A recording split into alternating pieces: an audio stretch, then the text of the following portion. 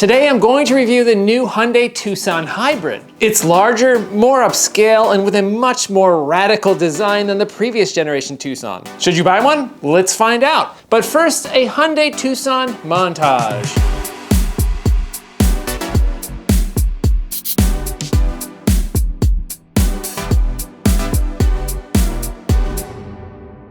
The Hyundai Tucson has been around since 2005, and while it's become a top seller for Hyundai, let's be honest, the designs of those first 3 generations have been not really all that memorable. But that has all changed with this 4th gen. This new Tucson is larger, more upscale, and most noticeably, has a much more daring design. And for the first time ever, the Tucson is available as a hybrid, promising to return up to 38 miles per gallon.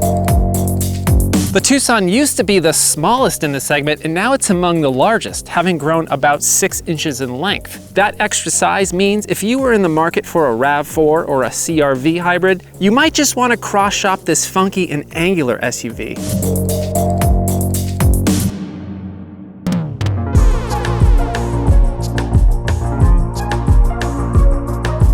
So what we have here is the Hybrid Limited. It's the top spec, it's the most expensive spec, and it's really nice in here. In terms of exterior design, the Tucson really pushes the crossover segment forward. This front end is just awesome. I don't think I've seen anything like it. You've got these really cool LED daytime running lights that you can't really see when they're off. It just sort of blends into this grille. And at least from the front, I don't think you'd mistake this for any other SUV. Now on the side profile, this is where things get really adventurous. You've got a combination of some curves and these really hard creases. It's got kind of an origami look going on here. Now from this angle, it might be kind of a love it or hate it sort of thing. My wife, she didn't really like it at all. I think it's pretty cool. Because automakers are really trying to maximize aerodynamics and maximize efficiency, the side profiles of vehicles have gotten really similar. It's becoming harder and harder to tell crossovers apart. So apparently Hyundai really wanted to make this instantly recognizable, thus this wild side profile. Now in the back, those taillights are super rad. I'd say maybe a little bit too reminiscent of the Mustang Mach-E, but still, they look awesome. I love the triangle motif they have going on, which is continued down here on the bumper. And they put the Hyundai logo in the glass area, which looks really neat. So yeah, the design, it's really different.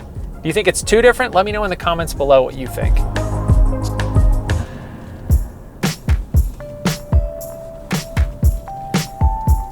Now on the inside, this is where I feel like this does not match the exterior design at all. It's very flowing. There's no hard creases in here. There's no hard edges. That's not saying it's bad. This is really nice. It's just a very, very different design aesthetic in here. But overall, it looks great. You got these 2 flowing semicircles in the front. In terms of materials and quality, it's a really nice place to be. There's a lot of soft touch materials in areas that you'd be touching. There's this cool line of fabric right through here. I like this aluminum trim that kind of goes all the way around the cabin. A fair amount of gloss black that will be a magnet for scratches, dust, and smudges. But this is a really nice place to be. It's not luxury car status, but definitely feels more upscale, especially compared to the last generation Tucson, and even compared to the RAV4 and the CR-V. It's got a push button shifter, which I didn't like at first, but I got used to it pretty quickly. And this trim has 2 10.25-inch displays. There's one in front of the steering wheel, and there's the infotainment right here to my right. This display in front of me looks awesome. The gauges are super crisp and clear. And when you switch modes, it changes the look of the gauges, which is pretty neat. You'll also notice with this display, there's no hood covering those gauges. And you might wonder if that's going to be a concern in the sun, but I've got the sun blasting right down on these gauges and I can still see them very clearly. So that lack of a hood makes the visibility out front very open and airy. I'd say the only downside is the gauges are a little small and this screen does sort of feel like it's just kind of tacked on in place in front of me. But overall, it looks pretty good. You've got this very clean center stack with no physical buttons to be seen. It's simply a large, touch-sensitive gloss black panel. It looks and functions quite well. There's no haptic feedback when you press the buttons, so it is a little bit more distracting to use than something with actual physical knobs and switches, but it's laid out really well. It's more or less easy to use. And when you're staring at this dashboard in front of you, you might think that the vents go all the way across, and you'd be right. There's actually 4 traditional vents, but in between those vents, there's this panel with these little small dots in it. And if you actually press this diffuse button, it allows the air to come at you gently through those little holes. It's kind of a neat feature, so you don't have to have the air conditioning blasting you in the face. In terms of comfort, I've got loads of legroom. I can get this seat way too far back for my height, and I'm 6'3". I think you could probably fit like a 7-foot person in here. It would be no problem at all. Lots of headroom, even with this panoramic sunroof. The leather looks really nice. I'd say these seats are a bit hard, but they're pretty comfortable. There's a whole lot of adjustability you can get. And on this trim, the passenger seat can be adjusted quite a bit, and it can be raised or lowered, unlike the RAV4 that I was in recently, which could not. Front seats are heated and ventilated. You also have 2 memory locations. You also get a heated steering wheel. This trim comes with the 10.25-inch infotainment display, up from the 8-inch display on the lower trims. And if you see my other videos about Hyundais and Kias, you'll know that this is pretty much the best in the business. The graphics are responsive, it's super easy to use, it's got a lot of great features, and even the nav's pretty good. And of course, Android Auto and Apple CarPlay are standard. But one strange thing though, this higher end trim does not give you wireless Android Auto or CarPlay, but the lower end 8-inch display does. It's very strange. I'm guessing they'll probably remedy that at some point in the future. The only real downside for me is no volume knob. I can see why they did that. They wanted to keep this center stack looking really clean, but I just prefer to have a volume knob versus hitting that button or using the steering wheel controls. You may be different, but if you want a volume knob, you're not gonna get one here.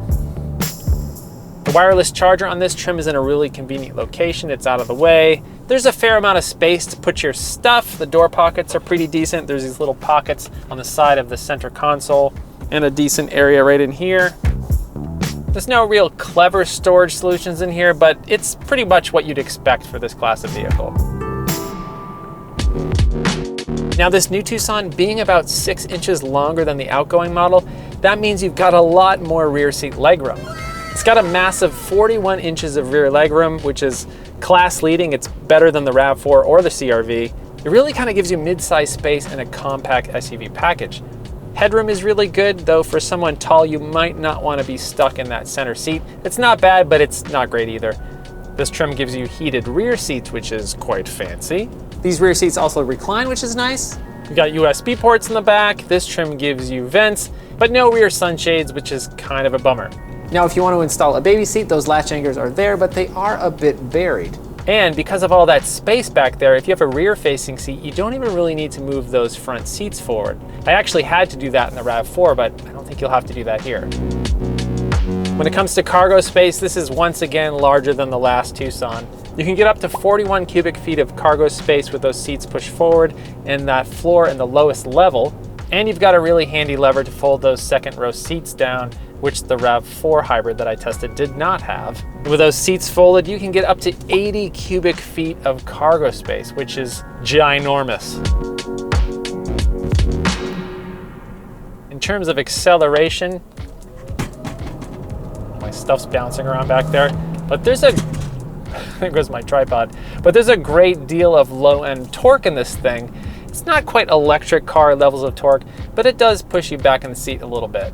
So the non-hybrid Tucson gives you a 2.5 liter inline 4-cylinder making 187 horsepower and 182 pound-feet of torque. That's mated to an 8-speed automatic. Now that gas-only Tucson, it's not very quick, it's not very powerful, and it's not very fuel efficient either. 0 to 60 for that one occurs in about 9 seconds, kind of slow by today's standards, and it gets 26 miles per gallon combined. Also not class leading, not really that great. Now this hybrid version, which is only $1,200 more than the comparable gas-only trim, actually gives you a smaller 1.6 liter inline 4-cylinder, but it's turbocharged. And that's also mated with a 44.2 kilowatt electric motor. And that combination makes 226 horsepower, a fair amount more than the gas-only version. And for the hybrid, we get a 6-speed automatic transmission instead of that 8-speed. Not only is this more powerful than the RAV4 and the CR-V hybrids, it doesn't scream under hard acceleration like the RAV4 does with its continuously variable transmission. Yeah, this powertrain is a bit buzzy, but with that 6-speed automatic, it's not constant. Passing power in this thing is going to be more than adequate. Depending on if it has to downshift or not, there might be a little bit of lag when you first smash that throttle, but it's going to give you more than adequate amount of acceleration for most situations. Now this thing comes with paddle shifters, which I feel like is kind of silly for a vehicle like this. But if you switch it to sport mode, now you've got yourself a tachometer. So I guess if you really wanted to be all sporty in your Tucson hybrid, you could do that.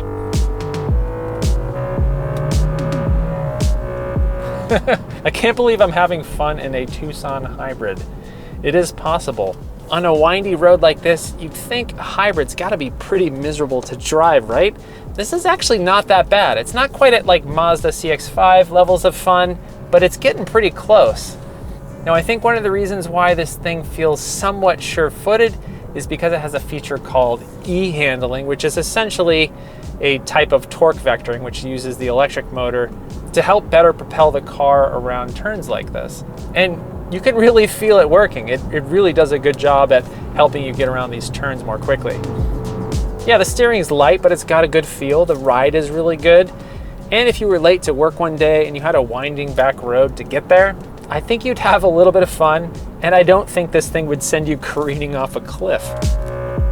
Yes, this thing's definitely not a sports car, but it's kind of fun for a small family crossover. That torque vectoring is really good. Okay, enough talking about handling. You probably don't care about that as much as you probably care about fuel economy. This limited trim gets 37 miles per gallon combined, which is not quite at the levels of the RAV4 or the CR-V hybrid, but it's close. If you want even better efficiency, you might want to opt for the blue model, which bumps that up to 38. Now, I was only able to achieve 32 miles per gallon in mixed driving. Now, keep in mind that I do happen to have a lead foot, so you'll likely be able to do better than I did, but still 32, I feel like it should have done a little bit better than that. So certainly not class leading, but well above the gas-only Tucson. And there's a plug-in hybrid version coming soon, which promises a little bit over 30 miles of all-electric range. Now, like most cars nowadays, this Tucson, even the base model, comes with a really good suite of safety tech standard. You get a lot for your money. But if you want adaptive cruise control, you gotta opt for the SEL or above. I almost forgot, this has the Smart Park feature, or the Smart Park feature, which allows you to park your car remotely with the key. I'm still not sure how useful this feature is, but it's there.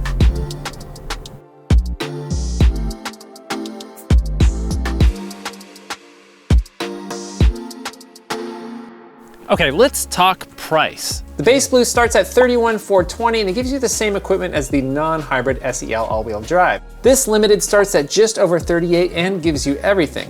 So how does the Tucson hybrid compare to the competition? The Toyota RAV4 hybrid gets slightly better fuel economy, and I was able to exceed the EPA ratings in the RAV4. Though the Tucson hybrid is a bit more fun to drive with a slightly nicer cabin and better infotainment. The Honda CR-V hybrid provides similar fuel economy and cargo space, but the Tucson hybrid has a nicer interior and better infotainment. The Tucson is no longer an anonymous SUV. This totally futuristic redesign draws attention, and I think it looks excellent. But more importantly, this thing is just a fantastic vehicle overall. Super practical, enjoyable to drive, lots of space for the class, and it's a pretty good value too. With pretty good fuel economy and more than adequate acceleration, I don't see much reason to buy the non-hybrid Tucson unless you're pinching pennies. It doesn't quite match the efficiency of the RAV4 and the CR-V hybrids, but with its radical design and elegant interior, I think the Tucson hybrid might just be the one to get.